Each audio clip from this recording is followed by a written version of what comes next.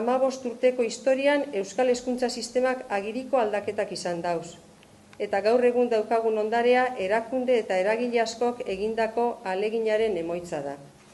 Sistema elebiduna ezarri da, euskerea eta kultura aniztasuna bultzatuz, inklusioan eta ekidadean aurrera egin da, erronka sozial eta teknologikoetara egokitzeko pausu garrantzitsuak emon dira, eta etorkinei harrera egiteko programa garatu dira besteak beste. Eskerrak, emon gura deutzuedaz, irakasle beharrekin eta ikasle hori proiektu hau bizirik mantentzia gaitik eta pazientzia izatea gaitik. Ze beti gauzak ez dira irudikatzen duguzan modukoak izaten, baina horren aurrean badakizue itxaropena eta lana. Proiektu saia, egoera sozial zail batian.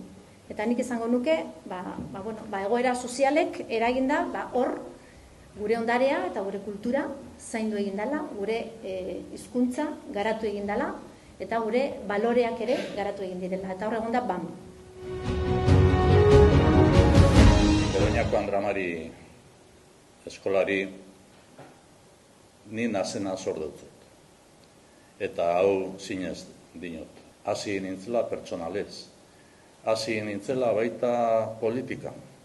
Politika nik bere momentuan izan ziren bide gurutzean, Begoñako Andramari eskolan bizi izan dakoa, herri zena bizi izan dakoa, Euskal Herriko kulturaz bizi izan dakoa, etengabeko hobekuntzaz bizi izan dakoa, konpromisoaz bizi izan dakoa, baloreetaz bizi izan dakoa. Horrek guztiak ere lagundu egin guztan politika gintzan, azken batean norabide bat hartzeko.